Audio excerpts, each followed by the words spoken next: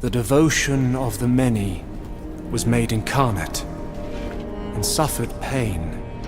The affliction cometh to an end, for the icon falls, and with it, the miracle's designs, and its will so capricious.